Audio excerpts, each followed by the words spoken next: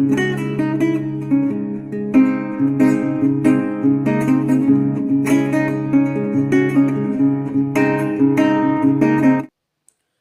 साथियों, स्वागत है आपके अपने YouTube चैनल में।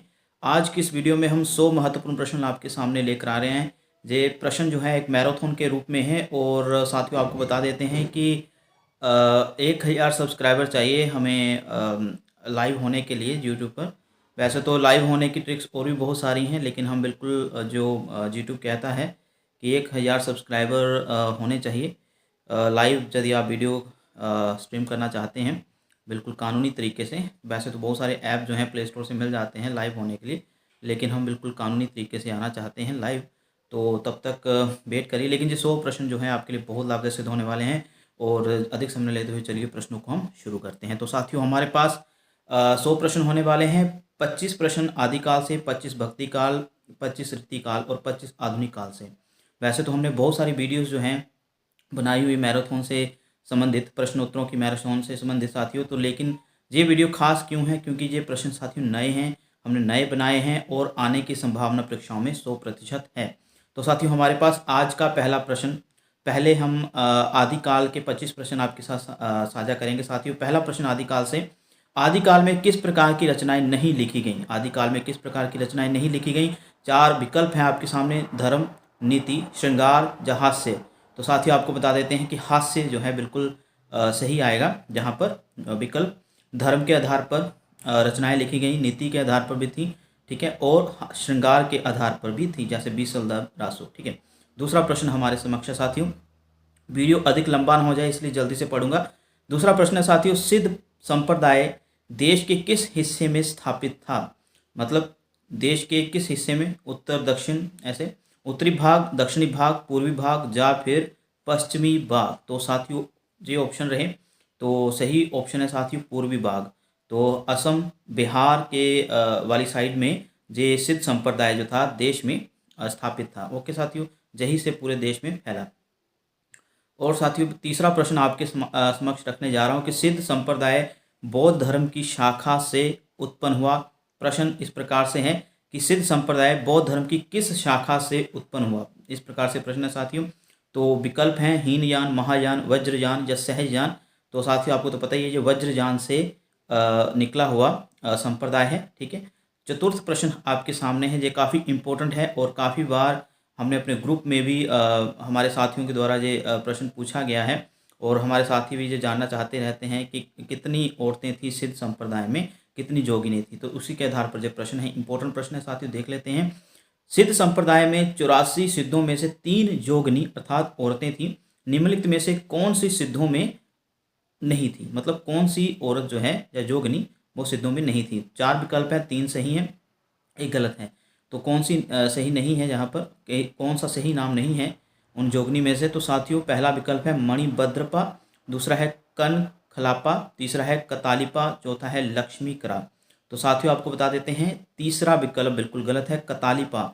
जे जोगी थे, सिद्ध जोगी थे, ना कि जोगिनी, ठीक है। तो बाकी पहला, दूसरा और चतुर्थ जो ऑप्शन है बिल्कुल सही है।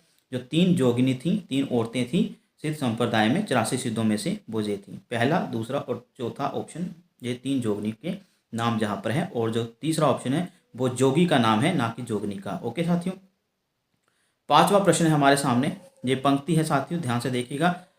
का तरुवर पंच बिडाल चंचल चिए पैठो काल, ये पंक्ति किस सिद्ध कवि की है?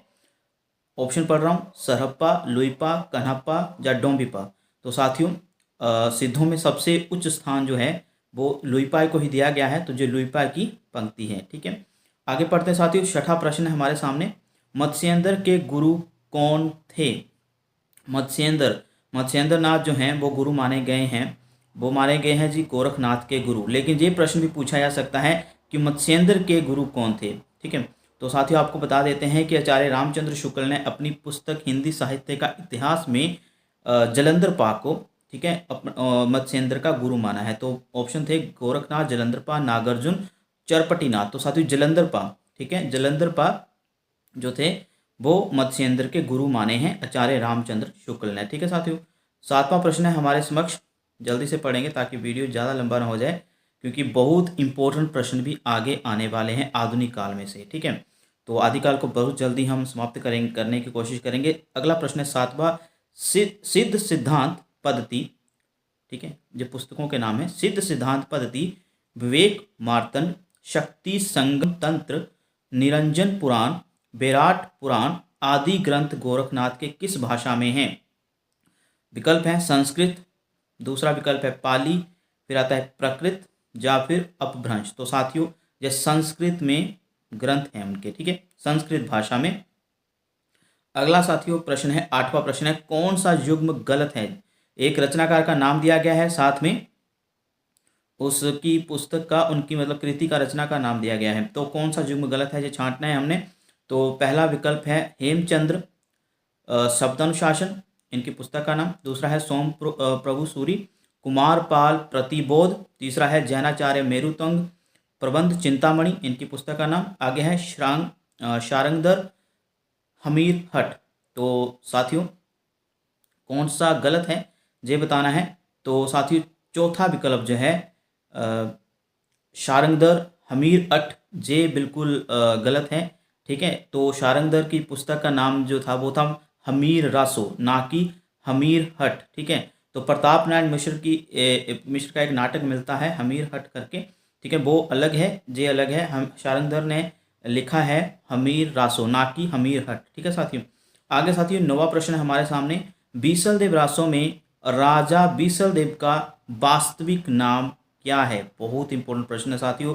प्रश्न ये नहीं पूछा जाएगा अभी कि बीसल देव रासो किसने लिखा, ठीक है, जब कब लिखा, कितने उसमें पद्य हैं, कितने हैं ना, कौन उसकी नायिका है, ये भी पूछा जा सकता है कि उसमें जो बीसल देव राजा के ऊपर जो लिखी गई है ना, जो उसका असली नाम क्या है, तो ये भी आपको पता होना चाहिए। तो विग्रह राज जो हैं राजा हुए हैं 4। ठीक है, तो कौन सा है, प्रथम द्वितीय या तृतीय? विग्रह राज प्रथम, विग्रह राज द्वितीय, विग्रह राज तृतीय या विग्रह राज चतुर्थ। साथियों बीसल देव जो राजा है उसमें उनका जो वास्तविक नाम है वो है विग्रह राज चतुर्थ। ठीक है, अभी हमारे सामने है 10वां प्रश्न साथियों, बहुत इंपॉर्टेंट प्रश्न लेकर आया हूँ। ये है भट्टकदार ने, 10वां प्रश्न है, भट्टकदार ने अपनी पुस्तक जयचंद प्रकाश में किस राजा का गुणगान किया है?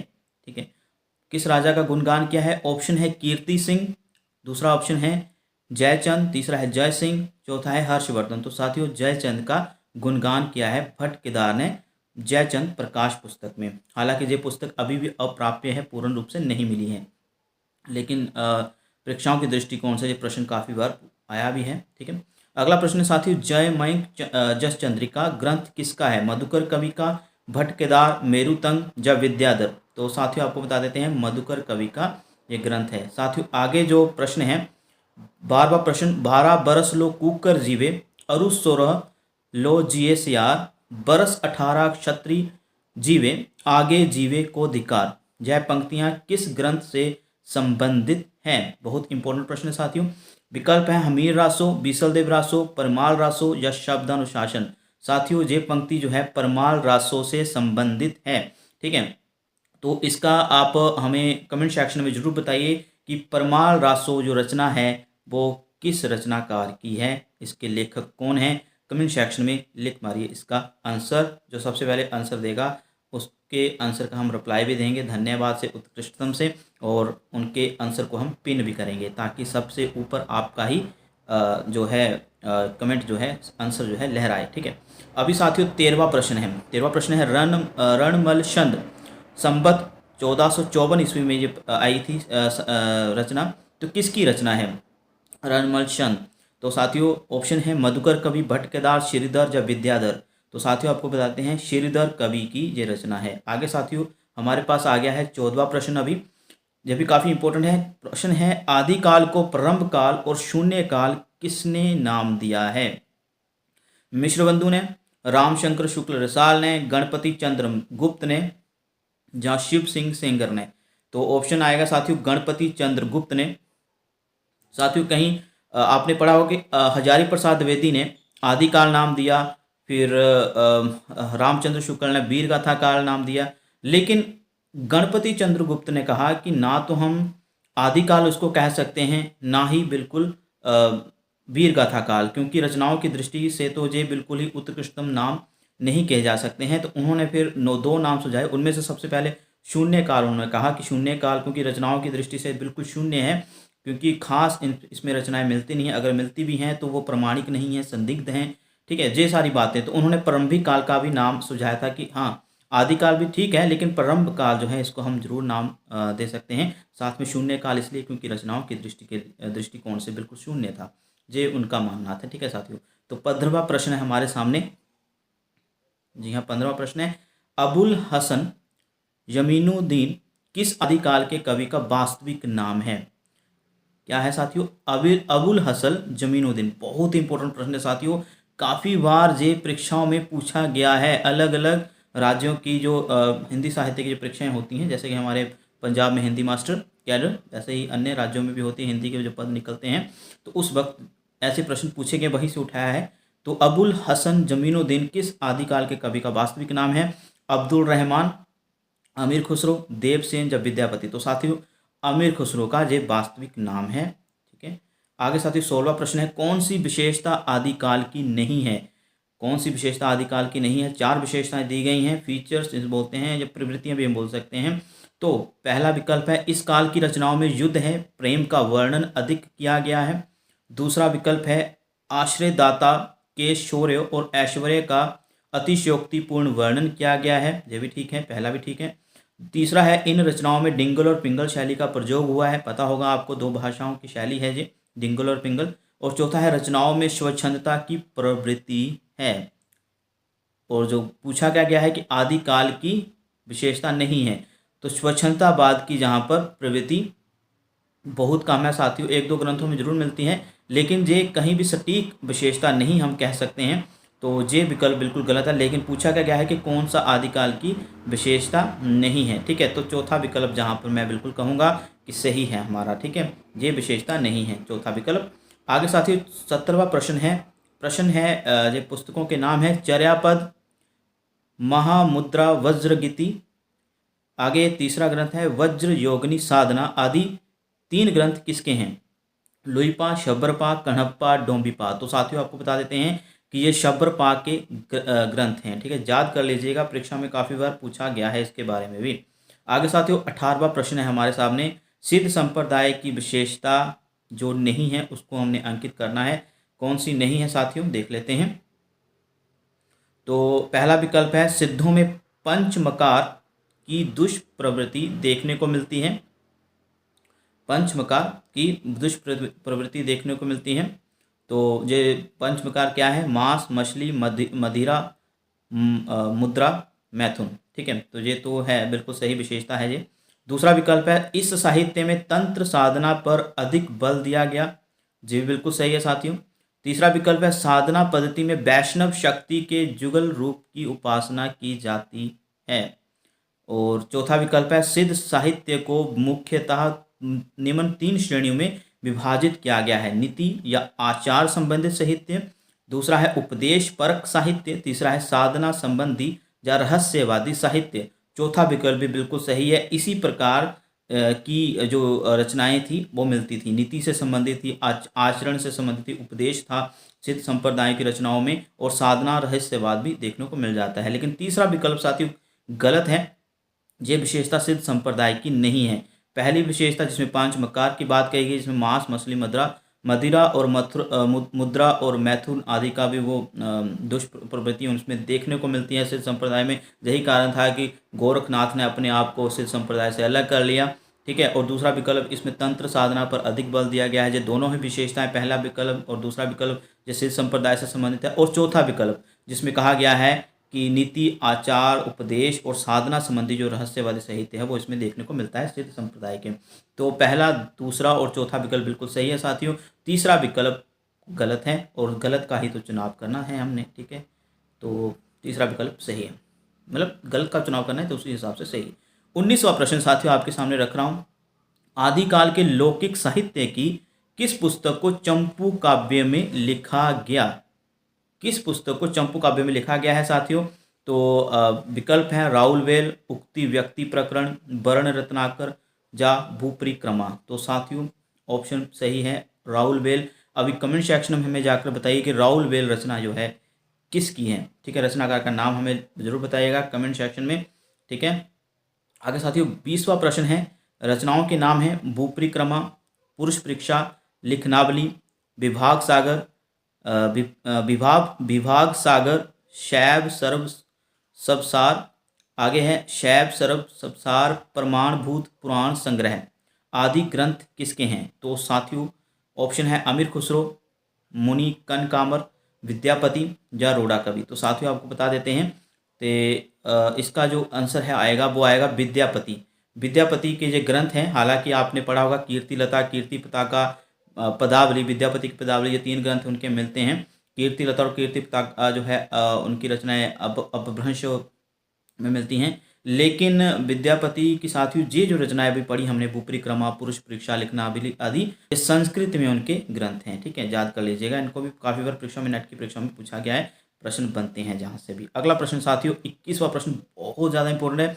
ये पंक्ति पढ़ी होगी यदि आपने हिंदी मास्टर कैडर की तैयारी इन दोनों कर रहे हैं, विद्यापति को पढ़ रहे हैं और या फिर हिंदी एमए करा हुआ है, तो ये पंक्ति काफी बार आई है, वहां पर भी हिंदी एमए में पूछी जाती है जब विद्यापति कवि को हम पढ़ते हैं। तो पंक्ति क्या है, देसिल वर्णा सब जन मिठा ते तैसन जप हो अब हट्टा। ठीक है, तो अबहट भाषा पता ही है, अपभ्रंश का बिगड़ा हुआ रूप, जब विकृत रूप भी कह सकते हैं। तो विद्यापति की यह पंक्ति उनके किस ग्रंथ में है। साथियों इस पंक्ति में विद्यापति ने ये लिखा है कि जो देसी भाषा होती है, जैसे वो उन्होंने पदावली अपनी मैथिली देसी भाषा में लिखी है ना, पदावली उनका जो ग्रंथ है ना, वो देसी भाषा मैथिली में है। तो उन्होंने ये पंक्ति कहा है कि जो देसिल वर्णा सब जन मिठा, कहता है कि जो देसी भाषा में हम जो भी लिखें जो भी गाएं वो सबसे मीठा होता है। ठीक है ना, तो अबहट भाषा में कहता है जो मैं लिख रहा हूँ जा मैथिली में वो सबसे अच्छा है। ठीक है, उसी में ही मेरा मन लगता है, उसी को लोग सुनना चाहते हैं। हम अपनी भाषा, जैसे पंजाबी है मेरी, ठीक है, मातृभाषा, तो उसमें में बात करना ज़्यादा अच्छा लगता है ना अपने दोस्तों के साथ, मम्मी पापा के साथ। तो वही बात वो कह रहा है। तो ये पंक्ति उनके किस ग्रंथ में है, देसिल वर्णा सब जन मिठा ते तैसन जपो अब हट्टा, तो किस ग्रंथ में साथियों ये पूछा गया है। तो पुरुष परीक्षा, कीर्तिलता, कीर्ति पताका या पदावली। तो साथियों जी कीर्तिलता जो उनका ग्रंथ है उसमें उन्होंने ये काव्य पंक्ति लिखी है। और साथियों बता देते हैं कीर्तिलता जो उनका ग्रंथ है ये अपभ्रंश भाषा में है और इसमें अबहट भाषा का भी जिक्र किया है उन्होंने। और इसके अतिरिक्त यह भी बता देता हूँ कि कीर्तिलता जो ग्रंथ है ये 4 पल्लवों में विभाजित है। पल्लव मतलब एक प्रकार का अध्याय हम कह सकते हैं। ठीक है, कोई सर्ग भी कहता है, कोई समय भी कहता है, खंड भी कहता है, भाग भी कह सकता है, लेकिन पल्लव नाम दिया गया है अपनी इन इस रचना के विभागों को। ठीक है, 4 पल्लवों में विभाजित है, एक प्रकार का हम अध्याय कह सकते हैं। ठीक है, अगला प्रश्न साथी 22वां प्रश्न है, मैथिली का विश्वकोश किस पुस्तक को माना जाता है। काफी इंपॉर्टेंट प्रश्न है। मैथिली भाषा आपको पता ही है कि अष्टम अनुसूची में मैथिली भाषा को भी दर्जा दिया गया है। हमारी 22 भाषाएं हैं अष्टम अनुसूची में।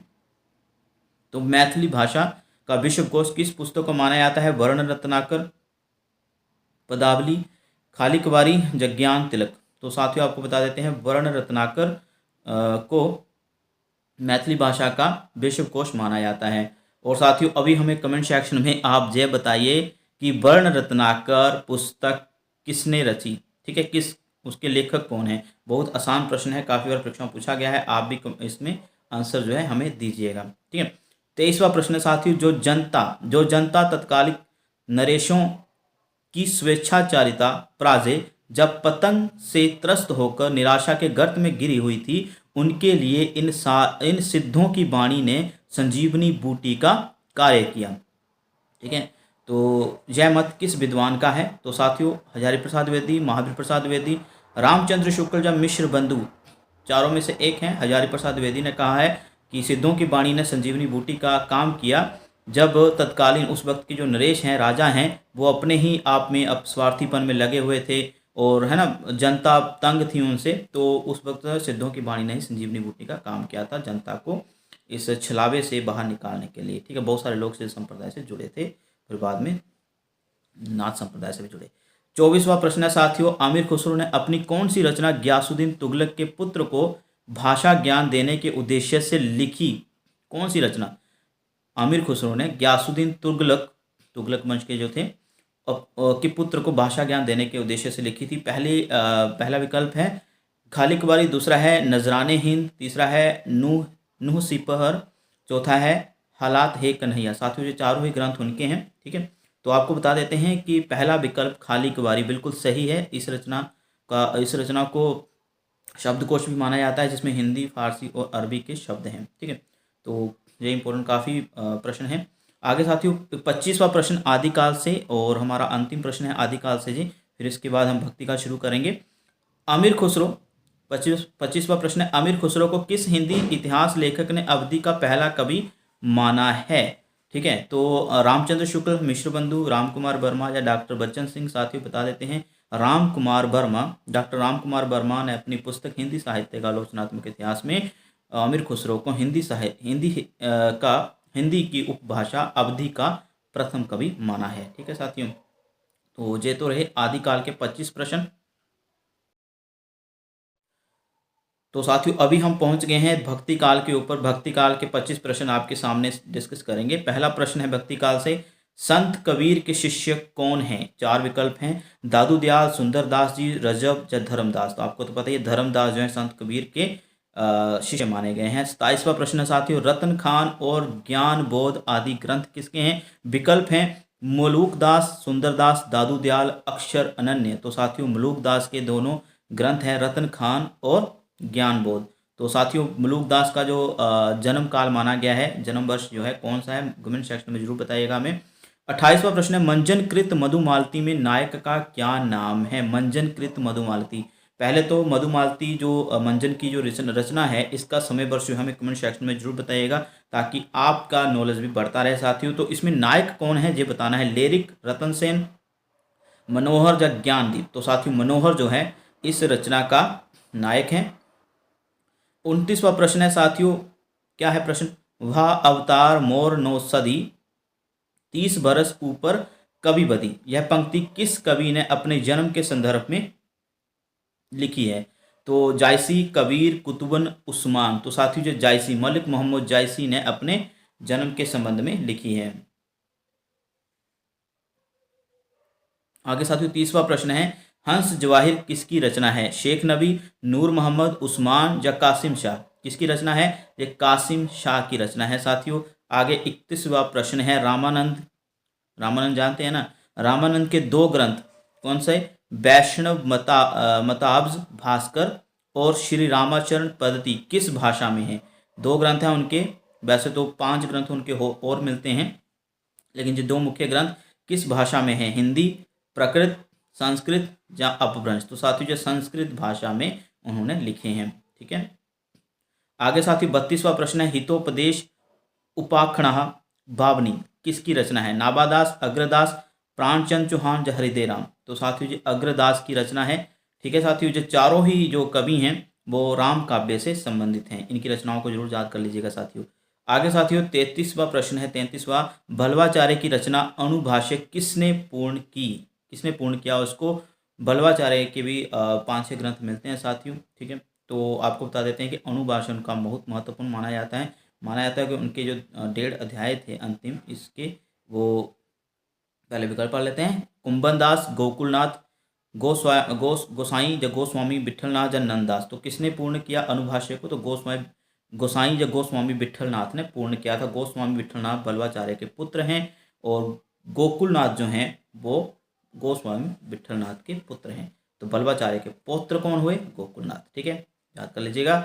34वां प्रश्न है साथियों, क्या है प्रश्न, सूरदास ने अपने बारे में किस ग्रंथ में यह बताया कि पृथ्वीराज के दरबारी कवि चंद कवि के कुल में हरिचंद हुए, उनके 7 पुत्रों में वे सबसे छोटे थे। ये प्रश्न साथियों बहुत इंपॉर्टेंट है, बहुत ज़्यादा इंपॉर्टेंट है। ये प्रश्न काफ़ी बार पूछा गया है, बहुत हाई लेवल का प्रश्न मैं बोल सकता हूँ इसको, क्योंकि रामचंद्र शुक्ल ने इसके बारे में अपनी पुस्तक हिंदी साहित्य का इतिहास में भी लिखा है। कई लोग हैरान हो जाएंगे कि ये कैसा प्रश्न हुआ। सूरदास जो हैं वो चंद के खानदान से हैं, चंद बरदाई, पृथ्वीराज रासो के जो रचयिता हैं चंद बरदाई, ठीक है, उनके खानदान से हैं, मतलब उनकी जो आगे की पीढ़ियां हैं। प्रश्न एक बार फिर से समझिएगा, सूरदास ने अपने बारे में अपने किस ग्रंथ में, है ना, हालांकि इस जो इसके बारे में मेंशन किसने किया है, रामचंद्र शुक्ल ने अपनी पुस्तक हिंदी साहित्य का इतिहास में, और सूरदास ने भी अपने एक ग्रंथ में इसके बारे में बताया है। तो पहले प्रश्न पढ़ देते हैं दोबारा से, बीच में अटका हूं भाई। क्या है प्रश्न? सूरदास ने अपने बारे में अपने किस ग्रंथ में यह बताया कि पृथ्वीराज के दरबारी कवि चंद कवि के कुल में हरिचंद जो हुए हैं, ठीक है, चंद कवि के कुल में कोई हरिचंद हुए हैं, आगे पीढ़ी दर पीढ़ी, उनके 7 पुत्रों में से वे सबसे छोटे थे। ठीक है, तो किस ग्रंथ में बताया है? सूरसागर, सूरसारावली, साहित्य लहरी या इश्क लता। तो साथियों साहित्य लहरी पुस्तक में अपने बारे में उन्होंने जिस संकेत दिया है। ठीक है साथियों, तो चंद की आगे की जो पीढ़ियां थी उसमें हरिचंद हुए हैं कोई, और हरिचंद के 7 पुत्र हुए, और उनमें से सबसे छोटे पुत्र, 7वें पुत्र जो हैं वो सूरदास थे। ठीक है, तो ये प्रश्न भी काफी इंपॉर्टेंट है परीक्षाओं की दृष्टिकोण से। अगला प्रश्न साथियों 35वां प्रश्न है। क्या बोल रहा है 35वां प्रश्न? जुगलमान, भ्रमर गीत और प्रेम तत्व निरूपण किसके ग्रंथ हैं? भ्रमर गीत साथियों बहुत लोगों ने लिखा है, इसमें से सूरदास का नाम आता है, नंददास का नाम आता है, जगन्नाथ दास रत्नाकर का नाम आता है, जिन्होंने उद्धव शतक नाम से लिखा एक ग्रंथ। और भ्रमर गीत के बारे में आपको भ्रमर दूत भी लिखा है एक सत्यनारायण कविरत्न जी ने। तो भ्रमर गीत ये मत सोच लीजिएगा कि सिर्फ सूरदास ने ही लिखा है। तो 3 ग्रंथों के नाम है साथियों, जुगलमान, भ्रमर गीत और प्रेम तत्व निरूपण किसके ग्रंथ हैं? ऑप्शन है साथियों नंददास, सूरदास, कृष्णदास या धर्मदास। तो साथियों बता देते हैं कि सही ऑप्शन आएगा कृष्णदास। ठीक है, आगे साथियों 36वां प्रश्न है, जहाँ पर मिलान करना है। ठीक है, कौन सा मिलान सही है तो बता देते हैं, सीधा सही पर बताएंगे, मिलान को पढ़ेंगे नहीं, सीधा सही बता देंगे। 36वां प्रश्न है, सही मिलान करें।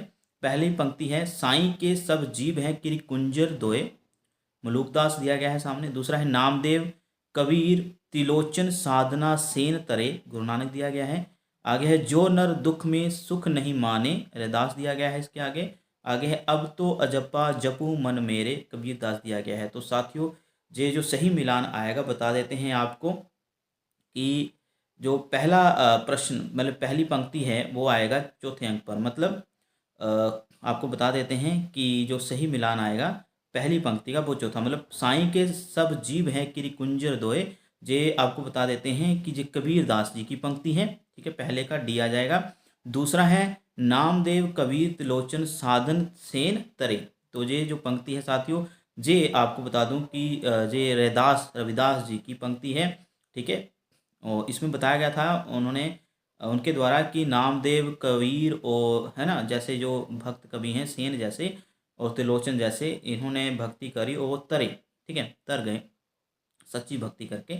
जयदास की पंक्ति है दूसरी। और तीसरा, जो नर दुख में सुख नहीं माने, जो गुरु नानक देव जी की पंक्ति है, बी आएगा जहाँ पर।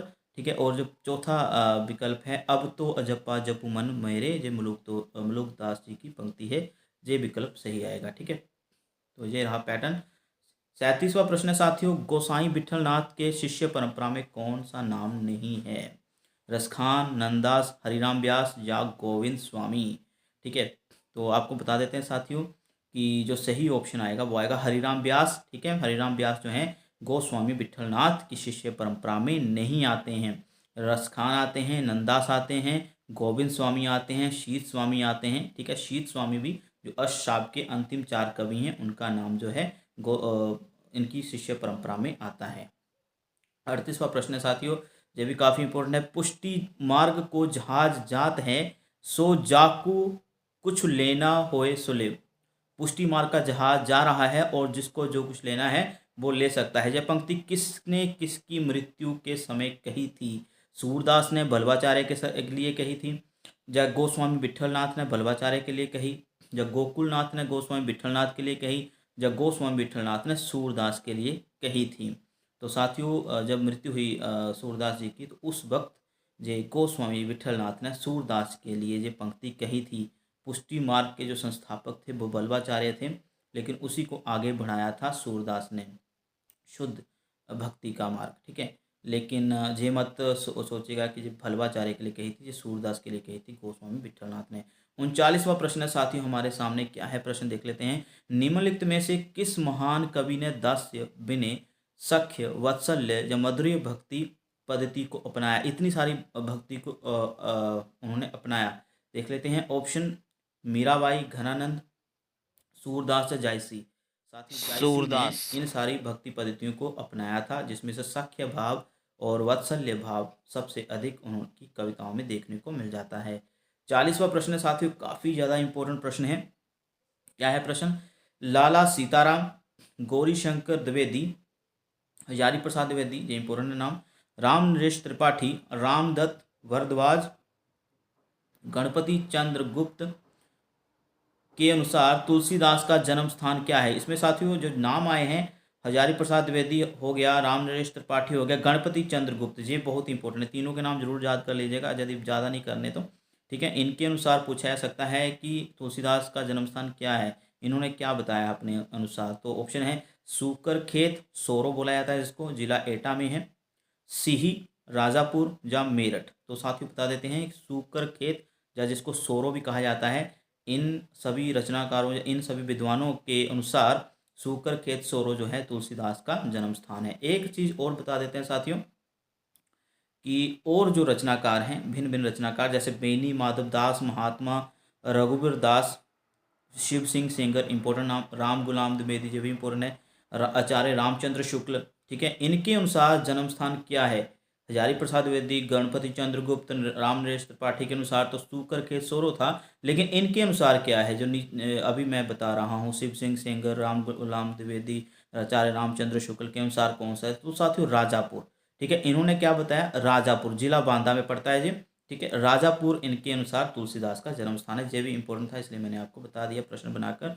41वां प्रश्न है साथियों, बहुत इंपॉर्टेंट है। रामचरितमानस के किस कांड को, 7 कांड है ना साथियों, तो किस कांड को हृदय स्थल माना जाता है? किस कांड को? सुंदरकांड को, बाल कांड को, अयोध्या कांड को या उत्तर कांड को? साथियों अयोध्या कांड को हृदय स्थल मतलब दिल के बहुत करीब माना जाता है, उसमें माना जाता है कि इसमें दिल खोल के रख दिया गया है। 42वां प्रश्न है साथियों, तुलसीदास जी की पंक्तियां उनके ग्रंथों के अनुसार स्थापित करनी हैं। 3 पंक्तियां दी गई हैं, ठीक है, स्थापित करनी है हमने, और नीचे पैटर्न दिया गया है, हम सीधा उत्तर लिखाएंगे। ठीक है, तो खेती ना किसान को, भिखारी को न भीख, ये पहला विकल्प है। खेती ना किसान को, भिखारी को न भीख। ऑप्शन दिया गया है रामचरितमानस, आगे जाके प्रिय न राम विदेही, आगे विनय पत्रिका दिया गया है। तीसरा विकल्प है बंधु गुरु पद पद्म परागा। तो साथियों ये 3 विकल्प, तीसरा विकल्प जो था उसके आगे कवितावली नाम दिया गया है। तो साथियों पहली पंक्ति खेती ना किसान को, भिखारी को ना भीख, तो जो साथियों ये कवितावली में से उनकी पंक्ति है। आगे साथियों कवितावली, उसको भी साथियों 7 कांडों में विभाजित किया गया है, इस ग्रंथ को भी, ठीक है, याद कर लीजिएगा। दूसरी पंक्ति जाके प्रिय न राम विदेही, साथियों ये पंक्ति जो है उनकी विनय पत्रिका में से है, ठीक है। और तीसरी पंक्ति बंधु गुरु पद्मु परागा, ठीक है, पद्म परागा। तो साथियों ये रामचरितमानस में से उनकी पंक्ति है। आगे साथियों 43वां प्रश्न है। 43वां प्रश्न एक किंवदंती के आधार पर है। एक किंवदंती मतलब सुनी सुनाई बात, जनश्रुति भी इसके कहा जाता है, मानी गई बात है कि हाँ ऐसा हुआ होगा पिछले जमाने में। 43वां प्रश्न है, एक किंवदंती के अनुसार स्वामी रामानंद के वरदान स्वरूप एक विधवा ब्राह्मण कन्या को पुत्र प्राप्ति हुई। लोक लाज के कारण वह पुत्र को लहर तारा के ताल पर फेंक आई। यह कथा किस पुस्तक में है? ठीक है, एक किंवदंती के अनुसार स्वामी रामानंद के वरदान स्वरूप एक विधवा ब्राह्मण कन्या को पुत्र प्राप्ति हुई और लोक लाज के कारण वह पुत्र को लहर तारा के ताल पर फेंक आई। यह कथा किस पुस्तक में है? तो 252 वैष्णव की वार्ता, 284 वैष्णव की वार्ता, या भक्तमाल, या फिर श्रृंगार रस मंडन। तो साथियों ये भक्तमाल में लिखी गई बात है, भक्तमाल नाभादास की पुस्तक। और साथियों जी किस पुत्र की बात हो रही है? ये कबीर दास की बात हो रही है, ठीक है।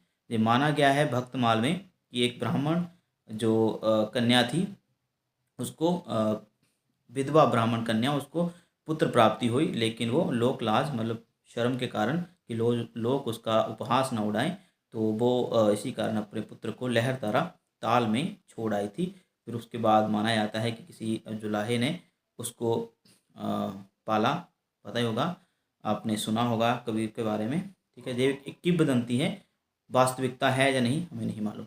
44वां प्रश्न है साथियों, संत कबीर के संदर्भ में गलत युग्म का चुनाव करें। संत कबीर के ठीक है, एक संत कबीर के संदर्भ में। तो 4 विकल्प है साथियों, देख लेते हैं। श्याम सुंदर दास पंचमेल खिचड़ी, डॉक्टर बच्चन सिंह सदुकड़ी, हजारी प्रसाद द्विवेदी भाषा के डिक्टेटर, चौथा है साखी, मतलब साखी जो रचना है उनकी, साखी शब्द मैंने उसमें साखी, इसमें है राजस्थानी पंजाबी मिली खड़ी बोली। तो साथियों आपको बता देते हैं, डॉक्टर बच्चन सिंह ने सदुकड़ी भाषा नहीं कहा है कबीरदास की भाषा को। पहला विकल्प बिल्कुल सही है। श्याम सुंदर दास पंचमेल खिचड़ी इन्होंने कहा है उनकी भाषा को, कबीर की भाषा को। तीसरा विकल्प बिल्कुल सही है, इन्होंने भाषा के डिक्टेटर कहा हजारी प्रसाद द्विवेदी को। आगे साखी जो उनकी रचना है, ठीक है, बीजक काव्य संग्रह में से ही साखी, उसमें राजस्थानी और पंजाबी मिली खड़ी बोली है। तो ये बिल्कुल सही ऑप्शन है। दूसरा विकल्प बिल्कुल गलत है। अभी हमें कमेंट सेक्शन में जाकर जरूर बताइएगा कि सदुक्कड़ी भाषा कबीर की, या कबीर की भाषा को सदुक्कड़ी भाषा किसने कहा है।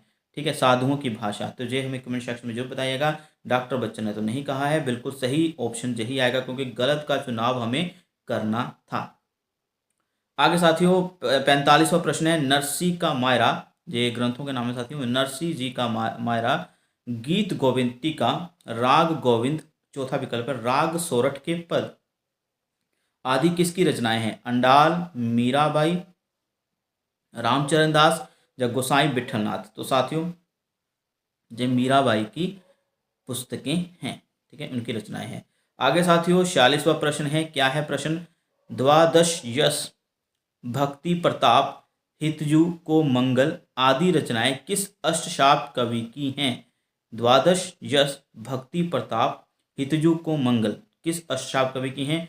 चतुर्भुज दास, गीत स्वामी, गोविंद स्वामी या शीत स्वामी। तो साथियों ये चतुर्भुज दास की रचनाएं हैं। आगे साथियों 47वां प्रश्न है, क्या है प्रश्न, बनारसी दास ने अपनी आत्मकथा अर्ध कथानक में किन 2 सूफी कवियों का उल्लेख किया है, या सूफी काव्यों का, माफ करेगा, किन 2 सूफी काव्यों का उल्लेख किया है। बनारसी दास पता ही है ना आपको, बनारसी दास की ही आत्मकथा को हिंदी की पहली आत्मकथा माना जाता है, जिसका नाम है अर्ध कथानक। तो उसमें किन 2 सूफी काव्यों का उल्लेख उन्होंने किया है, पद्मावत और ज्ञानदीप, दूसरा है मृगावत, मधुमालती, तीसरा है हंसावली और चित्रावली, या चित्ररेखा या इंद्रावती। तो साथियों बता देते हैं, मृगावती और मधुमालती को उसका उल्लेख जो है इस अपनी आत्मकथा में बनारसी दास ने किया है। आगे साथियों 48वां प्रश्न है, कृष्ण काव्य धारा के कवि नंददास की कौन सी रचना की गणना सूफी काव्य में होती है। बहुत इंपॉर्टेंट प्रश्न है। कृष्ण काव्य धारा के कवि हैं नंददास, ठीक है, अंतिम कवि माने जाते हैं अष्टशाप के। तो इसमें उनकी कौन सी रचना जो है सूफी काव्य में उसकी गणना होती है। तो साथियों बता देते हैं, ऑप्शन क्या है, श्याम सगाई, रूप मंजरी, मान मंजरी या ज्ञान मंजरी। तो साथियों रूप मंजरी जो उनकी रचना है, इसको सूफी काव्य में भी गिना जाता है उसकी विशेषताओं के अनुसार। आगे साथियों 49वां प्रश्न है, तुलसी गंग दुबो भय सुकविन के सरदार, इनके काव्यन में मिली भाषा विविध प्रकार। तो तुलसीदास के संदर्भ में, हालांकि ये रीतिकाल के विकल्प हैं यहाँ पर, लेकिन तुलसीदास जो कि भक्ति काल के राम काव्य धारा के प्रवर्तक हैं, उनके संदर्भ में यह पंक्ति रीतिकाल के किस कवि ने लिखी, ये प्रश्न है साथियों। तुलसी गंग दुबो भय सुकविन के सरदार, इनके काव्य में मिली भाषा विविध प्रकार। जहाँ पर तुलसी और गंग कवि, जो कि गंग माने गए हैं, चंद छंद वर्णन की महिमा उनके एक ग्रंथ है, गंग कवि की भी जहाँ पर बात कही गई है कि ये दोनों ही सरदार हैं कविताओं के, ठीक है, और विविध प्रकार की भाषा उनके काव्य में देखने को मिलती हैं, इसका अर्थ यही है। तो साथियों रीतिकाल के किस कवि ने तुलसीदास के संदर्भ में ये बात कही है। चिंतामणि भिखारी दास ग्वाल या घनानंद भिखारी दास ने कही है साथियों, बिल्कुल सही उत्तर आएगा। और भक्ति काल से संबंधित हमारा पहला, माफ करिएगा, अंतिम प्रश्न जो है अभी आ गया है, वेदांत परिजात सौरभ किसकी रचना है। वेदांत परिजात सौरभ किसकी रचना है। हित हरिवंश, आचार्य निम्बार्क, चैतन्य महाप्रभु या बल्वाचार्य। तो साथियों आचार्य निम्बार्क की रचना है वेदांत परिजात सौरभ, ठीक है। ये 50 प्रश्न अभी हल हो गए हैं। भक्ति काल के 25 प्रश्न। अभी हम चलेंगे रीतिकाल पर। तो साथियों अभी हम पहुंच गए रीतिकाल पर। रीतिकाल के 25 प्रश्न आपके सामने हम रखने वाले हैं।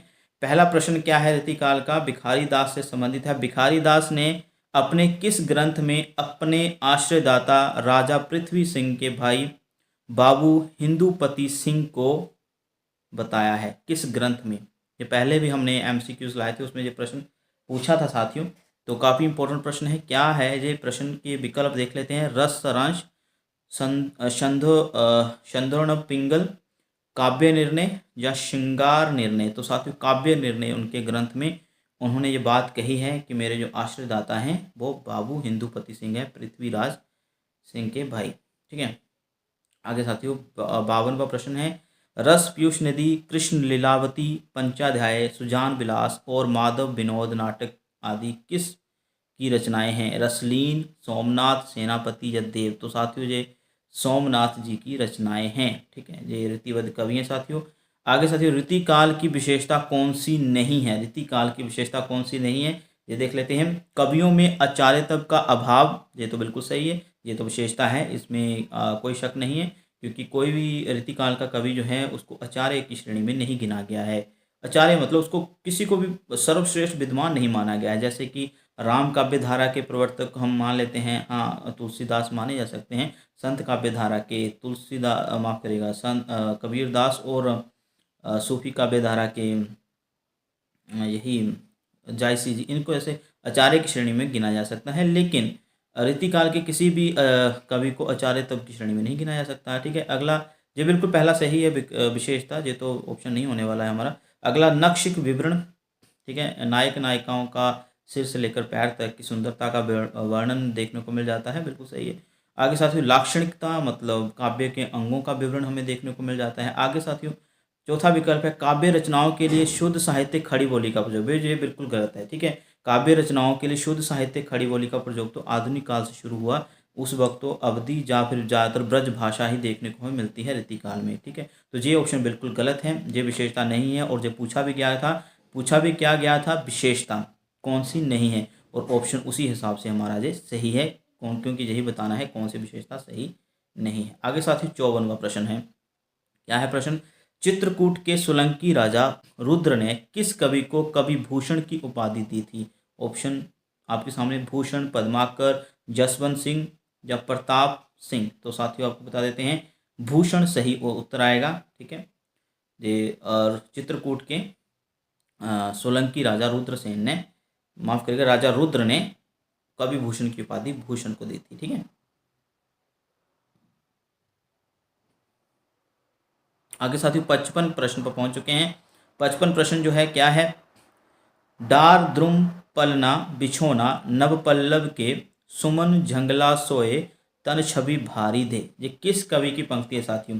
तो साथियों विकल्प है कुलपति मिश्र, भूषण, चिंतामणि, देव। तो साथियों देव की ये पंक्ति है, डार द्रुम पलना बिछोना नव पल्लव के। साथियों आपको बता देता हूँ इसमें कृष्ण के को पालने में झूले में सुलाने की बात हो रही है। ठीक है, तो आपको बता देते हैं कि ये जो काव्य पंक्तियाँ हैं ये देव की कविता कवित समय में से है। कविता का नाम ही है कवित, और ये 10वीं की परीक्षा मतलब 10वीं की जो CBSE की पुस्तक है क्षितिज, उसमें ये काव्य पंक्तियाँ लगी हुई हुई हैं। ठीक है, तो ये इम्पोर्टेंट है। आगे साथियों 56 प्रश्न पर हैं हम। क्या है प्रश्न? सुनीति प्रकाश, सर्व लोह प्रकाश, प्रेम सुमार्ग, ये रचना का नाम है, सर्व लोह प्रकाश प्रेम सुमार्ग। आगे है बुद्धि सागर और चंडी चरित्र आदि किनके ग्रंथ है? चंडी चरित्र का नाम सुनकर आपको याद आ गया होगा। तो ये सारे ग्रंथ जो हैं वो किनके हैं? बुल्ले शाह, शेख फरीद, गुरु गोविंद सिंह या गुरु तेग बहादुर जी? तो साथियों बता देते हैं गुरु गोविंद सिंह जी के ये ग्रंथ हैं। ठीक है, इनको आपने याद कर लेना है। काफ़ी बार नेट की परीक्षा में चंडी चरित्र का चित्रण जो है जरूर आया है, मतलब चंडी चरित्र के बारे में कभी कथा पूछ ली गई इसमें क्या है, या फिर इनकी रचना का नाम पूछ लिया कि किसने रची है, तो ये याद कर लीजिएगा। उनके बाकी के ग्रंथ भी आप याद कर लीजिएगा। ठीक है, आगे साथियों 57 प्रश्न में पहुंच चुके हैं, रीतिकाल से संबंधित है। कौन सा कवि रीति सिद्ध काव्य से संबंधित नहीं है? ठीक है, रीति सिद्ध काव्य से संबंधित नहीं है। निवाज, हठीजी, नृप शंभु या पद्माकर? पद्माकर की बात करें तो बिल्कुल सही है साथियों। पद्माकर जो है वो रीतिवध कवि में से आते हैं, ना कि रीति सिद्ध में। ठीक है। आगे साथियों 58 प्रश्न पर पहुंच चुके हैं। आलम की पुस्तक आलम केली किस प्रकार का काव्य है? ठीक है, किस प्रकार का काव्य है ये बताना है। महाकाव्य है, विकल्प पढ़ रहा हूँ, खंड काव्य है, गीति काव्य है या मुक्तक काव्य है? तो साथियों आपको बता देते हैं ये एक मुक्तक काव्य है। ठीक है। आगे साथियों 59वें प्रश्न पर पहुंच चुके हैं। रचनाकार के साथ उनकी रचना का गलत जुगम छांट कर लिखे, मतलब छांटना है हमने। श्रीधर जंगनामा बिल्कुल सही है। शूरती मिश्र अलंकार माला बिल्कुल सही है। आगे है दुल्ह कविकुल कंठ कविकुल कंठ लिखा है यहाँ पर। ठीक है। अगला है रसलीन अंग दर्पण, ये तो बिल्कुल सही है साथियों। तीसरा विकल्प बिल्कुल गलत है और बिल्कुल सही उत्तर हमारा यही होने वाला है। दुल्ह की जो रचना है वो है कविकुल कंठा वर्ण है, ना कि कविकुल कुंठ। ठीक है, तो ये अभी आप देख लीजिएगा। 60वां प्रश्न है साथियों, वियोग वेली तथा इश्कलता आदि रचनाएं किसकी हैं? वियोग वेली तथा इश्कलता रचनाएं किसकी हैं? आलम, बोदा, घनानंद या द्विजदेव? तो साथियों आपको बता देते हैं वियोग वेली और इश्कलता जो रचनाएं हैं वो हैं घनानंद जी की। ठीक है, घनानंद की 4-5 पुस्तकें इंपॉर्टेंट है। वैसे तो माना जाता है कि 15-16 उनकी पुस्तकें हैं, लेकिन 4-5 ज़्यादा इंपॉर्टेंट है। वियोग वेली और इश्कलता उनकी इंपॉर्टेंट है। आगे साथियों जो इंपॉर्टेंट प्रश्न है वो हम देख लेते हैं। तो साथियों 61 प्रश्न पर हम पहुंच चुके हैं। नहीं महा ब्रजभाषा प्रवीण और सुंदरता हूँ को वेद को जाने, यह पंक्ति किसकी है? आलम, बोदा, गणानंद, द्विजदेव? तो साथियों आपको बता देते हैं ये गणानंद की पंक्ति है। ठीक है, जिसमें इसमें उन्होंने कहा है कि मैं ब्रज भाषा में प्रवीण नहीं हूँ, मतलब निपुण नहीं हूँ, लेकिन सुंदरता हूँ को वेद को जानो, वेद को जाने। तो अगर सुंदरता को पहचानना है तो ब्रज भाषा के भेद को भी हमें पहचानना होगा कि कौन सी भाषा ब्रज भाषा है। ठीक है। 62वां प्रश्न है साथियों, पद्माकर की कौन सी रचना वाल्मीकि के रामायण का शाय अनुवाद है? पद्माकर की बहुत सारी रचनाएं हमें देखने को मिल जाती हैं, तो उसमें कौन सी रचना पर छाया जो है वाल्मीकि के रामायण की है? राम रसायन, हिम्मत बहादुर, बिरुदावली, पद्मावरण या जगत विनोद? तो साथियों राम रसायन जो उनकी पुस्तक है उस पर वाल्मीकि जी की रामायण का शायानुवाद देखने को मिल जाता है। 63वां प्रश्न साथियों, नागेंद्र ने कवि देव की किस रचना को नायिका भेद का विश्वकोश माना है? नागेंद्र ने कवि देव की किस रचना को नायिका भेद, ठीक है, नायिकाओं के जो शारीरिक सुंदरता होती है उसका विश्वकोश माना है? तो किस ग्रंथ को? सुखसार तरंग, भवानी विलास, शब्द रसायन या राग रत्नाकर? ठीक है, तो पहला विकल्प बिल्कुल सही है, सुख सागर तरंग में, और नायिका भेद का विश्व कोश माना गया है। ठीक है। 64वां प्रश्न है साथियों, 64वां क्या है? ने नचाई कहो मुस्काई, लला फिर आयो खेलन होली? यह पंक्ति किसकी है? चिंतामणि ठाकुर, पद्माकर या द्विजदेव? ये पद्माकर की पंक्ति है। ठीक है, याद कर लीजिएगा, काफी बार नेट की परीक्षा में पूछी गई है। गलत जुग्म को छांटें, क्या है गलत जुग्म देख लेते हैं। रामचंद्र शुक्ल ने रीतिकाल का नाम दिया, बिल्कुल सही है साथियों, और ये उत्तर मध्यकाल भी दिया था उन्होंने। ठीक है। रमाशंकर शुक्ल रसाल या रामशंकर शुक्ल रसाल भी कहा जा सकता है। इन्होंने कलाकाल कहा, रीतिकाल को, ये भी बिल्कुल सही है। मिश्र बंधु, इन्होंने अलंकृत काल कहा, ये भी बिल्कुल सही है। राम कुमार वर्मा, डॉक्टर राम कुमार वर्मा श्रृंगार काल कहा, ये बिल्कुल गलत है साथियों, गलत का ही चुनाव करना, बिल्कुल सही उत्तर हमारा यही होने वाला है। अभी हमें कमेंट सेक्शन में जाकर जरूर बताइएगा कि राम कुमार वर्मा ने रीतिकाल को क्या नाम दिया। आगे साथियों 66वां प्रश्न है, केशव दास की कौन सी पुस्तक निम्नलिखित में से मुक्तक नहीं है? मतलब मुक्तक जानते हैं ना, एक होता प्रबंध काव्य, एक होता मुक्तक काव्य, तो कौन सा मुक्तक काव्य नहीं है? रत्न बावनी, नक्षिक वर्णन, रसिक प्रिया या कवि प्रिया? तो साथियों रत्न बावनी जो उनकी पुस्तक है वो मुक्तक शैली की नहीं है। ठीक है, और बाकी जो रचनाएं हैं वो मुक्तक शैली की हैं। ठीक है, मुक्तक शैली की जो नहीं है वो है रत्न बावनी, और पूछा भी यही गया है। ठीक है, रक्षिक वर्णन उनकी मुक्तक शैली की है, रसिक प्रिया और कवि प्रिया भी मुक्तक शैली में लिखी गई है। आगे साथियों, निम्नलिखित में से कौन सा कवि ईरानी शासक नादिर शाह के हमले में मारा गया था? ये बहुत इंपॉर्टेंट प्रश्न है। घनानंद पर हम वीडियो लेकर आए थे, उसमें हमने चीख चीख को बताया था उस कवि के बारे में, घनानंद के बारे में हमने बोल ही दिया है। तो ऑप्शन साथियों बिल्कुल सही होने वाला है घनानंद। 4 विकल्प हैं, घनानंद, ठाकुर, बोधा, आलम। तो घनानंद जो है नादिर शाह ने जब हमला करा था 1739 ईस्वी में, तो उस वक्त उसी हमले में ये घनानंद मारे गए थे। ठीक है, आगे साथियों 68वां प्रश्न है, रीतिकाल की किस रचना को श्रृंगार, भक्ति और नीति की त्रिवेणी का माना जाता है। ठीक है, रचना को जहाँ पर, ठीक है, बात करें किस रचना को श्रृंगार, भक्ति और नीति तीनों ही श्रेणियों में उत्कृष्ट माना गया है। तो काव्य प्रकाश, इश्कलता, या बिहारी सतसई या रसराज। तो साथियों आपको बता देते हैं बिहारी सतसई को भक्ति, श्रृंगार और नीति की त्रिवेणी माना गया है। इसमें तीनों की विशेषताएं देखने को मिल जाती हैं, भक्ति रस भी है, श्रृंगार रस भी है और नीति की बातें भी, इसमें सीखने की बातें भी हमें मिल जाती हैं। आगे साथियों 69वां प्रश्न है, क्या है प्रश्न, देव की कौन सी रचना प्रबंध चंद्रोदय नामक संस्कृत नाटक का पद्य में निम्नलिखित अनुवाद। दोबारा से पढ़ता हूँ साथियों, देव की कौन सी रचना प्रबंध चंद्रोदय नामक संस्कृत नाटक का पद्य में अनुवाद है। तो देख लेते हैं ये भी, देव चरित्र, देव माया प्रपंच, सुख सागर तरंग या कुशल विलास। तो साथियों देव माया प्रपंच जो ऑप्शन है बिल्कुल सही आएगा। ये रचना जो है संस्कृत नाटक प्रबोध चंद्रोदय जो नाटक है उसका पद्य अनुवाद जो है ये माना गया है, देव माया प्रपंच। ठीक है, आगे साथियों 70वां प्रश्न है। साथियों क्या है प्रश्न, प्रमुख गद्यकार लल्लू लाल की रचना।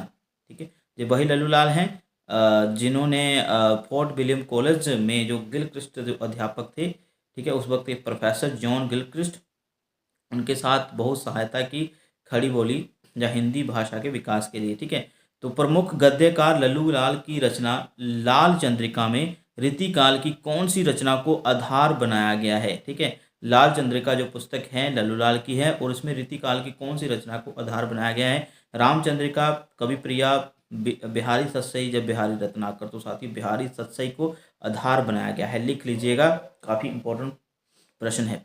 71वां प्रश्न साथियों, रसिक रंजन और रसिक लाल किसकी रचनाएं हैं। रसिक रंजन और रसिक लाल, कुलपति मिश्र, कुमार मणि, देव या द्विज देव। तो साथियों जो कुमार मणि की रचनाएं हैं, कुमार मणि सिद्ध रीति सिद्ध माफ करेगा रीतिवद काव्य से संबंधित हैं। ठीक है, 72वां प्रश्न है साथियों, ग्वाल कवि जो रीतिवद कवि हैं, ग्वाल कवि निम्नलिखित में से किस रचना में आते हैं, किस श्रेणी में आते हैं। ठीक है, किस श्रेणी के कवि हैं साथियों, तो बता देते हैं कि रीतिवद कवि हैं जी। ठीक है, ऑप्शन नहीं पढ़ने का, मैंने पहले बता दिया था। ग्वाल कवि निम्नलिखित में से किस श्रेणी में आते हैं, तो रीतिवद में आते हैं। ठीक है, ये बता दिया मैंने। आगे साथियों 73वां प्रश्न है, क्या है प्रश्न, बुद्ध रीति, मुक्ति रीति आदि नामों से किसने रीतिकाल को विभाजित किया है। बुद्ध रीति या मुक्ति रीति। ठीक है, मुक्त रीति और बुद्ध रीति, जैसे रीतिबद्ध, रीति सिद्ध और रीति मुक्त में बांटा गया है ना रीतिकाल को, वैसे ही किसी एक विद्वान ने साथियों बुद्ध रीति और मुक्त रीति में भी बांटा है रीतिकाल को। तो कौन सा ऑप्शन है वो देख लेते हैं। डॉक्टर नगेंद्र, ये नहीं, बिल्कुल सही नहीं।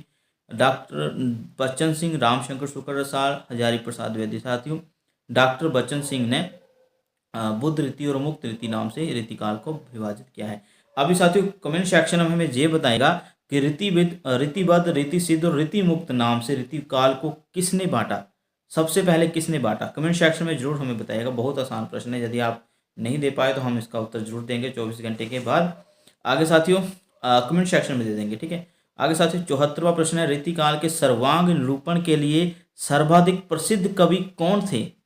सर्वांग निरूपण मतलब सभी अंगों की बात करने वाले, मतलब काव्य के अंग हैं साथियों। काव्य के अंग कौन कौन से हैं, छंद, अलंकार, रीति, वक्रोक्ति, ध्वनि। ठीक है, तो इसके बारे में, सभी अंगों के बारे में, काव्य के सभी अंगों के बारे में बात करने वाले जो सर्वप्रथम या सुप्रसिद्ध कवि हैं वो कौन से हैं। चिंतामणि, भूषण, बिहारी या भिखारी दास। तो भिखारी दास है साथियों, याद कर लीजिएगा, बहुत इंपॉर्टेंट प्रश्न है। 75वां प्रश्न साथियों, रीतिकाल का अंतिम प्रश्न, बहुत इंपॉर्टेंट प्रश्न है। रीतिकाल के किस कवि की कविताएं भक्ति, वीर और श्रृंगार तीनों में ही मिलती हैं। भक्ति की भी रचनाएं मिलती हैं, वीर रस से ओतप्रोत और श्रृंगार रस से, तो तीनों ही श्रेणी में मिलती हैं। कौन से कवि हैं वो, पद्माकर, रसलीन, बेणी प्रवीण या तोष। तो साथियों पद्माकर कवि हैं वो। ठीक है, याद कर लीजिएगा, इंपॉर्टेंट प्रश्न लेकर आए हैं। अगले 25 प्रश्न आपके सामने ला रहे हैं। तो साथियों अभी हम आदिकाल, भक्ति काल, रीतिकाल के बाद आधुनिक काल पर पहुंच चुके हैं। 25 प्रश्न आपके साथ साझा करेंगे। तो आधुनिक काल का सबसे पहला प्रश्न, 76वां प्रश्न हम आपके सामने डिस्कस करने वाले हैं। इंपॉर्टेंट प्रश्न है, भारतेंदु ने सत्य हरिश्चंद्र नाटक को किस रचना के आधार पर लिखा है। ठीक है, तो राजशेखर की कर्पूर मंजरी के आधार पर, विशाख दत्त की मुद्रा राक्षस के आधार पर, क्षेमीश्वर की चंड कोशिश के आधार पर, या फिर कृष्ण कवि की प्रबोध चंद्रिका के चंद्रोदय के आधार पर। तो साथियों तीसरा विकल्प बिल्कुल सही आएगा, क्षेमीश्वर की चंड कोशिश के आधार पर, यहाँ चंड कोशिक आएगा। ठीक है।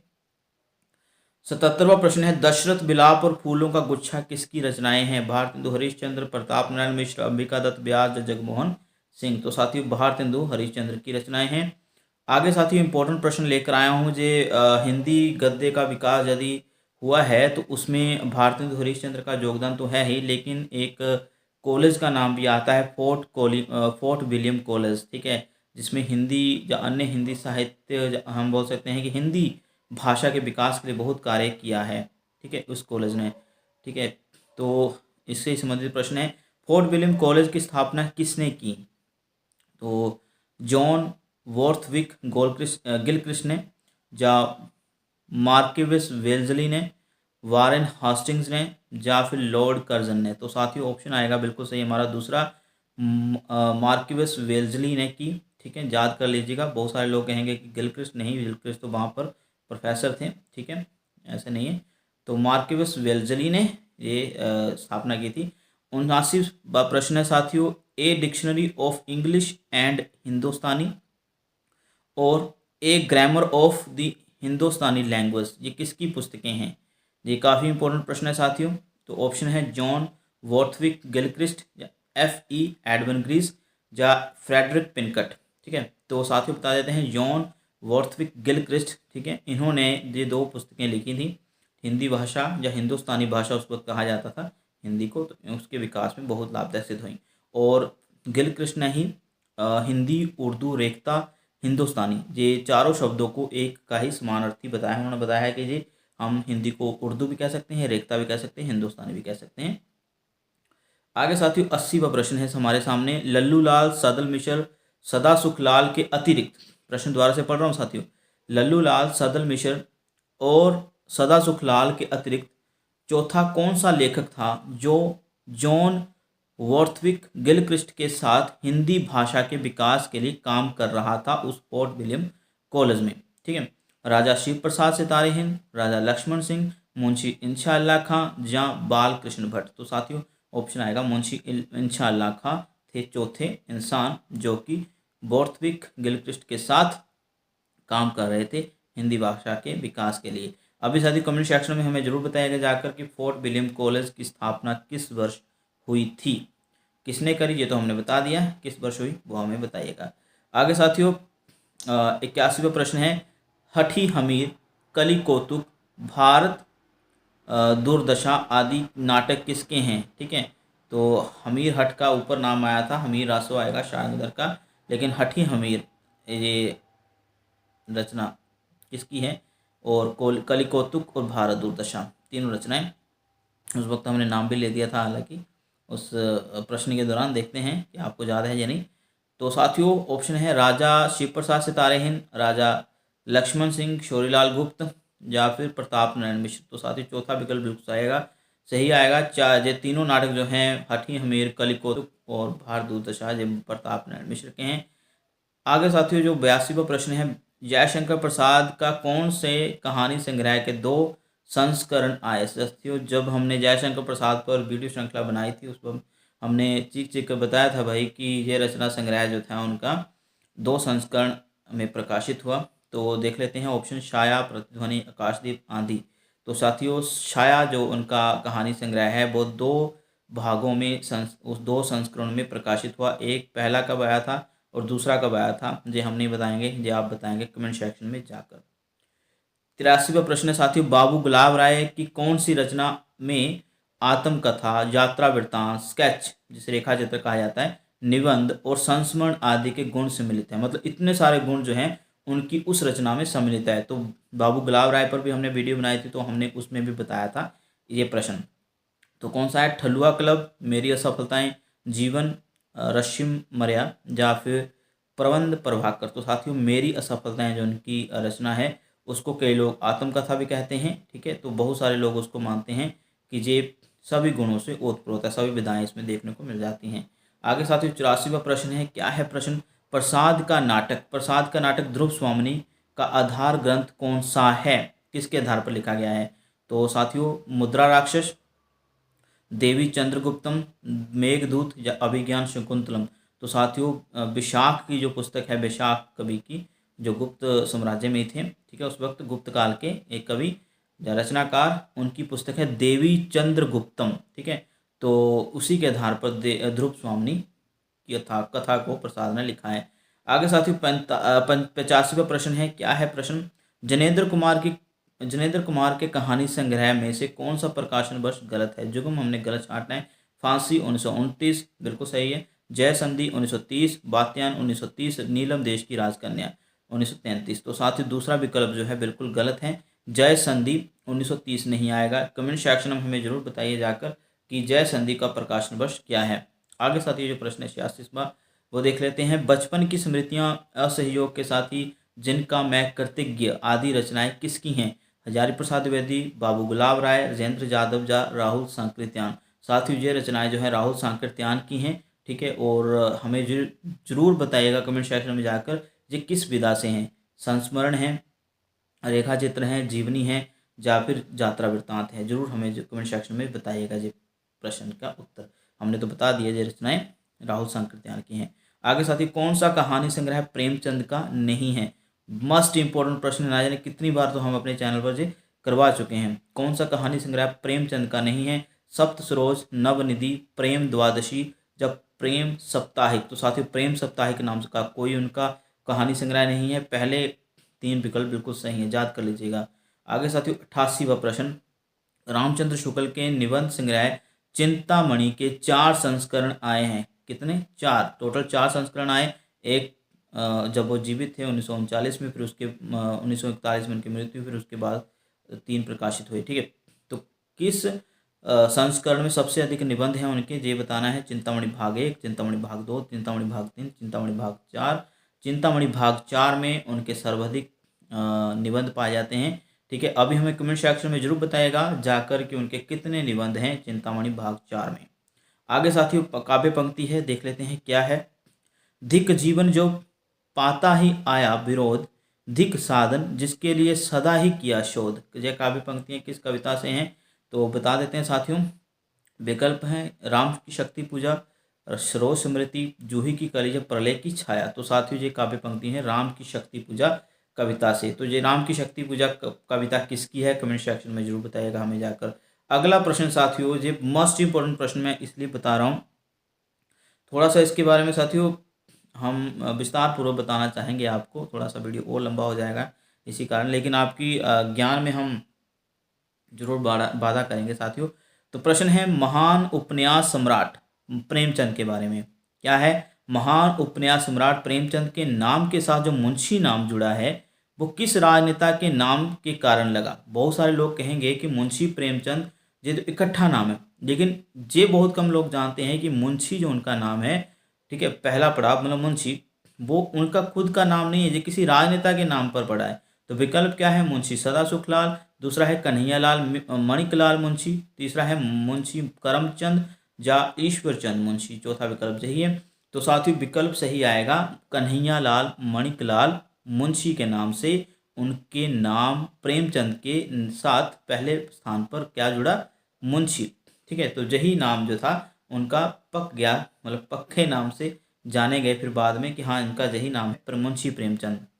लेकिन साथियों मुंशी उनका खुद का नाम नहीं था, वो एक राजनेता और पत्रकार थे जिनके नाम से मुंशी नाम जुड़ा। और कौन थे वो? कन्हैयालाल मणिकलाल मुंशी।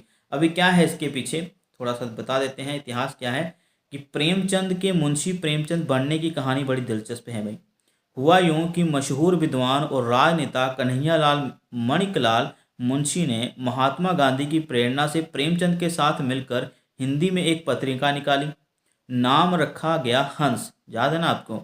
यह 1930 की बात है। पत्रिका का संपादन के.एम. मुंशी और प्रेमचंद दोनों मिलकर किया करते थे। कौन कौन? के.एम. मुंशी, कन्हैयालाल, वे हमने नाम लिया ना, कन्हैयालाल मणिकलाल मुंशी, के.एम. मुंशी जिनको कहा जाता है। तो दोनों ही संपादन किया करते थे, के.एम. मुंशी और प्रेमचंद दोनों मिलकर। तब तक के.एम. मुंशी देश की बड़ी हस्ती बन चुके थे। वे कई विषयों के जानकार होने के साथ मशहूर वकील भी थे। उन्होंने गुजराती के साथ हिंदी और अंग्रेजी साहित्य के लिए भी काफ़ी लेखन किया। मुंशी जी के मुंशी जी उस समय कांग्रेस पार्टी के बड़े नेता के तौर पर स्थापित हो चुके थे। वे उम्र में प्रेमचंद से करीब 7 साल बड़े थे। बताया जाता है कि ऐसे में के.एम. मुंशी की वरिष्ठता का ख्याल करते हुए तय किया गया कि पत्रिका में उनका नाम प्रेमचंद से पहले लिखा जाएगा। हंस के कवर पृष्ठ पर पन्ने पर संपादक के रूप में मुंशी प्रेमचंद का नाम जाना जाने लगा। ठीक है। हंस के काम से अंग्रेज सरकार महज 2 साल में ही तिलमिला उठी। बहुत भड़काऊ इसमें पोस्टें, मतलब हम कह सकते हैं कि रचनाएं हुआ करती थी। इसी कारण उसने प्रेस को जब्त करने का आदेश दिया। पत्रिका बीच में कुछ दिनों के लिए बंद हो गई। प्रेमचंद कर्ज में डूब गए, लेकिन लोगों के जेहन में हंस का नाम चढ़ गया और इसके संपादक मुंशी प्रेमचंद भी, ठीक है, मुंशी प्रेमचंद का नाम भी चढ़ गया। 2 नाम थे, पता ही है आपको। स्वतंत्र लेखन में प्रेमचंद उस समय बड़ा नाम बन चुके थे। उनकी कहानियां और उपन्यास लोगों के बीच काफ़ी लोकप्रिय हो चुके थे। वहीं के.एम. मुंशी गुजरात के रहने वाले थे। कहा जाता है कि राजनेता और बड़े विद्वान होने के बावजूद हिंदी प्रदेश में प्रेमचंद की लोकप्रियता उनसे ज़्यादा थी। ऐसे में लोगों की एक बहुत बड़ी गलतफहमी हो गई। वे मान बैठे कि प्रेमचंद ही मुंशी प्रेमचंद हैं। तो ये आपकी नॉलेज के लिए हमने बताया। ठीक है। आगे साथियों 91वें प्रश्न पर पहुंच चुके हैं। तो ये पढ़ाना भी बहुत ही इम्पोर्टेंट था, क्योंकि बहुत सारे लोगों को लगता है कि मुंशी प्रेमचंद का असली नाम मुंशी प्रेमचंद, मतलब प्रेमचंद के साथ उनका मुंशी नाम ऐसे ही जुड़ा है, किसी ने रख दिया होगा, लेकिन उसके लिए बहुत डीप जाना पड़ता है हमें समझने के लिए। तो साथियों 91वां प्रश्न है, मैथिली शरण गुप्त की कौन सी रचना अंग्रेजों ने जब्त कर ली थी? बहुत बार प्रश्न हमने पहले भी डिस्कस करा है। तो क्या है प्रश्न का उत्तर? भारत भारती, साकेत, रंग में भंग, जशोधरा। तो साथियों भारत भारती रचना जो है उनकी अंग्रेजों ने जब्त कर ली थी, और यही रचना के कारण उनको राष्ट्र कवि की उपाधि भी दी गई थी महात्मा गांधी के द्वारा। आगे साथियों, जो तुम आते हो एक बार, कितनी करुणा कितने संदेश पथ में बिस जाते बन पराग। किसकी काव्य पंक्ति है? पंत प्रसाद निराला महादेव वर्मा। जी महादेव वर्मा जी की पंक्ति है। 93 प्रश्न में पहुंच चुके हैं। बोर का तारा, कलिंग का विजय और शारदिया आदि एकांकी किसकी हैं? तो प्रसाद उदय शंकर भट्ट। आगे साथियों जगदीश चंद्र गुप्त या उपेंद्र नाथ अशक। तो साथियों बोर का तारा, कलिंग विजय, शारदिया आदि एकांकी जो है वो जगदीश चंद्र माथुर की हैं। ठीक है। जगदीश चंद्र माथुर आपके हिंदी मास्टर अकेडमी में कहानी का माफ करेगा नाटककार के रूप में लगे हुए हैं। अगला प्रश्न है साथियों, कौन सा कवि द्विवेदी युग का नहीं है? श्रीधर पाठक, नथुराम शर्मा शंकर, जगमोहन सिंह, रामचरित उपाध्याय। तो साथियों जगमोहन सिंह जो हैं वो द्विवेदी युग के कवि हैं, ना कि भारतेंदु युग के। साथियों 95वें प्रश्न पर पहुंच चुके हैं। कौन सी रचना महाकाव्य शैली की नहीं है? कौन सी रचना महाकाव्य शैली की नहीं है? तक्षशिला, साकेत, प्रिय प्रवास, जो उर्वशी। तो साथियों आपको बता देते हैं तक्षशिला जो है उदय शंकर भट्ट जो हैं, जो नाटककार माने गए, अच्छे नाटककार, एकांकीकार और कवि भी, तक्षशिला उनका महाकाव्य है। ठीक है। ये तो नहीं होने वाला, जो महाकाव्य की शैली का ही है। साकेत भी महाकाव्य है, प्रिय प्रवास भी महाकाव्य है, उर्वशी जो है साथियों जो खंड काव्य में गिना जाएगा, ना कि महाकाव्य शैली का, क्योंकि इसका आकार छोटा है। आगे साथियों दिनकर की रचना उर्वशी जो है कितने अंकों में विभाजित है? कितने अंकों में विभाजित है? 8, 7, 6, 5। तो साथियों जो 5 अंकों में विभाजित है। आगे साथियों प्रश्न है, हिंदी साहित्य जगत में अब तक 4 तार सप्तकों की स्थापना हो चुकी है। ठीक है। तार सप्तक 4 आए हैं। निम्नलिखित में से कौन सा प्रकाशन वर्ष अनुरूप गलत है? 1943, 1951, 1960, 1979। तो साथियों 1943 में पहला तार सप्तक प्रकाशित हुआ था, और चारों तार सप्तकों की जो संपादन कार्य है साथियों वो अज्ञेय जी ने किया है। पहला तार सप्तक 1943 में आया, दूसरा 51 में, बिल्कुल सही। तीसरा 1959 में आया था, 1959 में, ना कि 1960 में। तीसरा विकल्प बिल्कुल गलत है, और गलत का ही चुनाव करना है आंसर के रूप में। तो तीसरा विकल्प बिल्कुल सही है साथियों, और चौथा विकल्प अपने आप में ही सही है। 1979 में चौथा तार सप्तक आया था। ठीक है साथियों, ये याद कर लीजिएगा। और तीसरा विकल्प इसलिए गलत है क्योंकि ये वास्तविक रूप जो है इसका 1959 आना था जहाँ पर, और हमें पूछा क्या गया था कि गलत का चुनाव करना है, तो गलत यहाँ पर 1960 आएगा। और ठीक है, और जो वास्तविक डेट है, जो प्रकाशन वर्ष है, वो आएगा 1959, 1959। प्रश्न पर पहुंच चुके हैं। तार सप्तक पत्रिका में प्रथम महिला कौन सी थी? ठीक है, 4 तार सप्तक आए साथियों। प्रत्येक सप्तक पत्रिका में, तार सप्तक पत्रिका में 7 कवि हुआ करते थे, तो 28 कवियों के नाम आपने याद कर लेने हैं साथियों। हम लेकर आएंगे वीडियो उसके ऊपर भी। तार सप्तक पत्रिका में प्रथम महिला कौन सी थी? सुमन राजे, स्वदेश भारती, शकुंतला माथुर या अनामिका?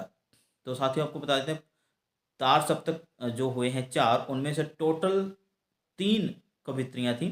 ठीक है, और अंतिम जो तार सप्तक जो 1979 ईस्वी में आया था, 1979 में, उसमें 2, ठीक है, और जो दूसरा तार सप्तक था जो 1951 में आया था, उसमें 1 थी। ठीक है, तो पहली तार सप्तक पत्रिका में कौन सी महिला थी? तो सुमन राजे, स्वदेश भारती, शकुंतला माथुर, अनामिका। तो शकुंतला माथुर जो थी वो पहली थी। ठीक है, शकुंतला माथुर बहुत चर्चित नाम है साथियों। जय गिरजा कुमार माथुर जो हुए हैं, ठीक है, जिन्होंने गाई थी कविता हम होंगे कामयाब, ठीक है, शीला पंख चमकी ले आगे, शाया मत छूना मन, उनकी जो रचनाएं हैं। और गिरजा कुमार माथुर जो हैं वो हिंदी साहित्य अकादमी पुरस्कार विजेता हैं। ठीक है, तो उनकी पत्नी है शकुंतला माथुर। आगे 98वें प्रश्न पर पहुंच चुके हैं। पैरों में पंख बांधकर उड़ते चलो आदि यात्रा वृतांत किसके हैं? राहुल संकीर्तन, मोहन राकेश, राम वृक्ष बेनीपुरी या बाबू गुलाब राय? तो साथियों राम वृक्ष बेनीपुरी की रचनाएं हैं ये यात्रा वृतांत। ठीक है, अगला साथियों, जगदीश चंद्र माथुर का जो कोणार्क नाटक है वो कितने अंकों में विभाजित हैं? 2, 3, 4, 5? तो साथियों ये 3 अंकों में विभाजित है। कोणार्क नाटक का प्रकाशन वर्ष जरूर बताइएगा हमें कमेंट सेक्शन में जाकर। ये रहे 100 प्रश्न, इंपॉर्टेंट प्रश्न थे आपके सामने हम लेकर आए हैं, और भी बहुत सारी वीडियोज लेकर आएंगे पेपर से पहले तक। तैयारी करते रहिए, रुकना नहीं है, MCQs देते रहिए। बहुत सारे प्रश्न हमने बीच में पुट करे आपके सामने, उसका आंसर भी जरूर कमेंट सेक्शन में जरूर जाकर दीजिएगा। मिलते हैं अगली वीडियो, तब तक अपना ध्यान रखिए। धन्यवाद।